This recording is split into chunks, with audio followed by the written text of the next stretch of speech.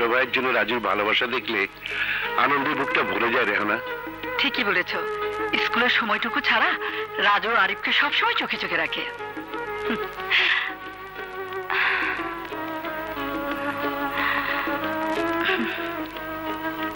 রাজুর জন্ম দাগটার দিকে খেয়াল করেছো?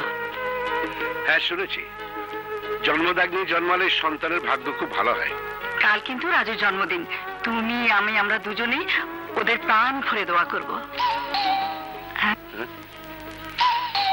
এত রাতে আবার কে এলো? দাঁড়া আমি দেখছি।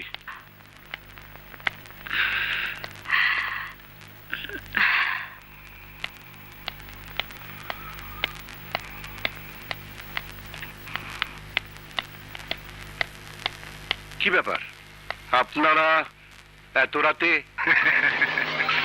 হ্যাঁ স্যার, আপনার সঙ্গে আমার অ্যাপয়েন্টমেন্ট আছে।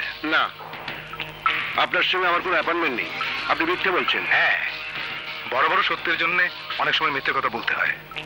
তার মানে? মানে খুবই সোজা। এই,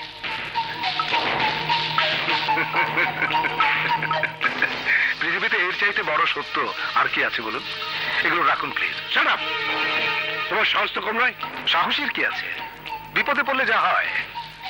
গাঙ্গুয়া আমার ছোট ভাই, আগামীকাল আদালতে ওর বিচারে রায় দেবেন আপনি। তাই রায়টা যাতে আমার ভাইয়ের অনুকূলে। চুপ!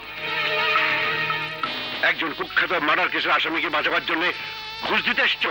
তোবা তোবা তোবা, ঘুষ বলছেন কেন স্যার? এগুলো তো নাজরানা। ইচ্ছে করলে অবশ্য অন্য পথ ধরতে পারতাম, যেমন ধরুন আপনার বাড়িটা আগুন দিয়ে পুড়িয়ে ছারখার করে দিতে পারতাম, আপনার সন্তানকে আপনারই চোখের সামনে খুন করতে পারতাম, কিন্তু তা তো করছি না, শুধু বিনিময় করতে চাচ্ছি।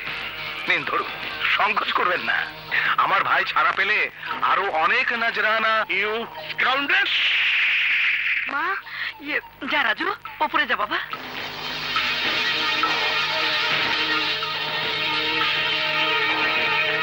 Get out!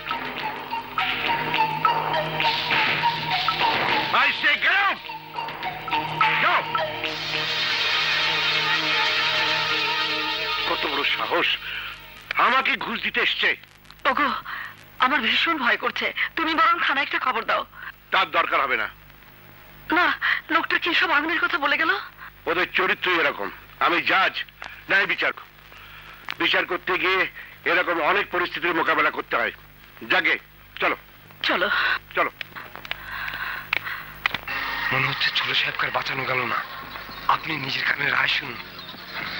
Order order! আসামি গাঙ্গুয়া পাটানির বিরুদ্ধে যে সকল অভিযোগ আনা হয়েছে তা পুঙ্খানুপুঙ্খরূপে বিশ্লেষণের মাধ্যমে এই আদালত জনাব গাঙ্গুয়া পাটানিকে দোষী সাব্যস্ত করছে। তাই বাংলাদেশ দণ্ডবিধির ৩০২ ধারা মোতাবেক আসামি গাঙ্গুয়া পাটানিকে ফাঁসির জড়িতে ঝুলিয়ে এই আদালত মৃত্যুদণ্ডাদেশ দিচ্ছে।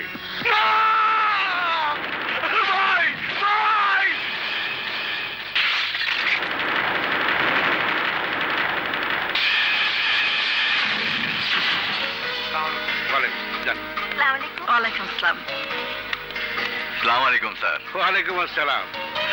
কেমন আছেন ভাবি? জি ভালো। তোমরা এসো, রাজু কেক কাটার জন্য অস্থির হয়ে গেছে। আসছি, তোমরা যাও। চলো তো মামুনি, চলো। আসতে একটু দেরি হয়ে গেল স্যার। আপনি তো জানেন পিয়ার মা মারা যাবার পর। ওসব কথা এখন থাক। তোমার মতো সত্যনিষ্ঠা পুলিশ অফিসার দেশের জন্য সত্যিই গৌরব। আজ আমার যা কিছু সবই তো আপনার জন্যে। না রকিব, মানুষের জন্যই তো মানুষ। মানুষের কল্যাণে নিজেকে উজাড় করে দিতে পেরেছি, এটাই আমার শান্তি। দোয়া করবেন স্যার, আপনার আদর্শ অনুসরণ করে সারা জীবন যেন দেশের সেবা করতে পারি। আব্বু এসো না। চল। হ্যাঁ হ্যাঁ।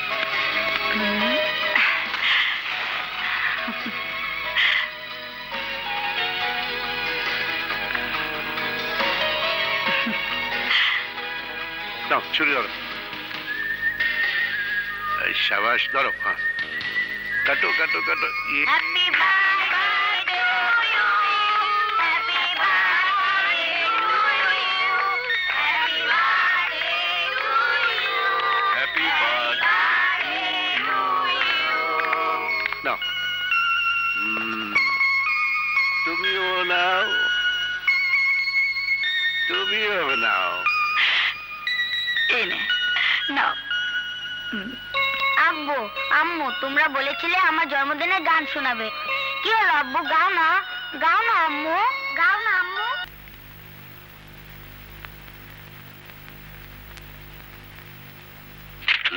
গেলে কোথায়? এই যে বই রয়েছে। হ্যাঁ কি চাই তোমাদের? স্যার, আপনার একটু কষ্ট করি আমাকে লগে যাইতে হইবে। কোথায়? আদালত। শক্তি পাটরি আদালত রাইতের বেলা। তোমরা আবার সে ফাজলামি করছো? কি যে কয়েন স্যার, ফাইজলামি ওর মুখে গেলেই বসবেন। চলেন। এই, আরে আসেন দেই। আরে আসেন। ঘরের মধ্যে একটা দিয়া আগুন লাগাই দিই। আমার স্বামীকে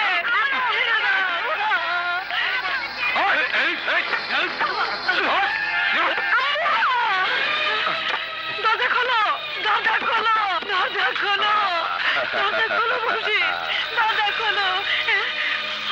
আম্মু, আম্মু দরজা খোলো। চল। আগুন, আগুন,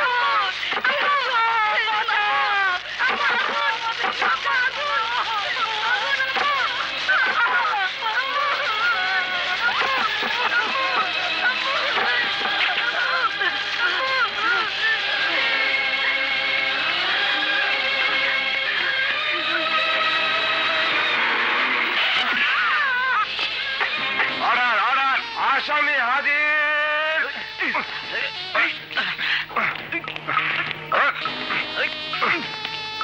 দাঁড়াও এখানে, চুপচাপ এখানে দাঁড়িয়ে থাকো। শক্তি পাটোয়ারি, মহামান্য আদালত, আমাকে মহামান্য আদালত বল। মহামান্য আদালত, গাঙ্গুয়া পাটোয়ারি মাত্র 7 মার্ডার কেসের আসামি। 14 কোটি লোকের মধ্যে মাত্র 7 জন লোক মারা গেলে কি এমন ক্ষতি হয় যার জন্য নির্বোধ জজ গাঙ্গুয়ার ফাঁসি দিয়ে দিল? এটা অন্যায়, চরম অন্যায়। এ ব্যাপারে আমিও একমত। কি আমার মতো কথা বলে? সরি মহামান্য আদালত, আপনার অনুকরণ করতে করতে আপনার গলা শটটা বন্ধ নকল করিয়া ফেলাইছি, কিছু মনে করিয়েন না। ওকে ওকে, প্রসিড অন। চুপ কর হারামজাদা। তোর পাপের হাত অনেক লম্বা হয়ে গেছে।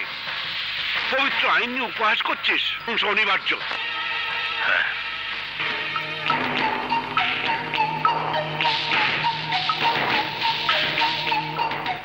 আসামির অপরাধ পর্যালোচনা করে আদালত এই সিদ্ধান্তে উপনীত হচ্ছে যে আমার ছোট ভাই গাঙ্গুয়া পাটোয়ারিকে ফাঁসির আদেশ দেওয়ার অপরাধে এই নির্বোধ জজ খালেদ হাসানকে ফাঁসির দড়িতে ঝুলিয়ে মৃত্যুদণ্ডের আদেশ দেওয়া হলো।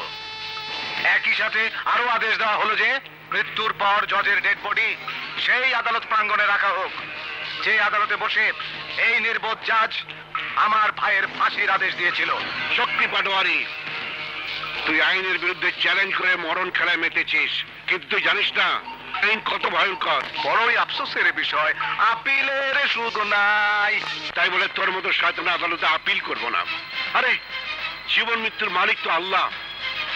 সেই আদালতে আমি আপিল করে গেলাম, মৃত্যুর আগে তোর শরীর থেকে সমস্ত হাত পা খসে খসে পড়ে এক ভয়ঙ্কর যন্ত্রণার পর তোর মৃত্যু হবে। শুধু তাই নয়, তোর শরীরের মাংস শিয়াল, কুকুর, শকুনে ছিঁড়ে ছিঁড়ে খাবে। তাই নাকি সাধু বাবা? সব আগাম বলে দিলে, হ্যাঁ? তোকে তো আর বাঁচিয়ে রাখা যায় না, হ্যাঁ? আরে তোরা দাঁড়িয়ে দাঁড়িয়ে দেখছিস কি? আর মাত্র 2 মিনিট পর আমার প্রাণপ্রিয় ভাইয়ের ফাঁসি হবে। আমি চাই আমার ভাইয়ের ফাঁসির সঙ্গে সঙ্গে এই জজেরও ফাঁসি হোক। কুইক!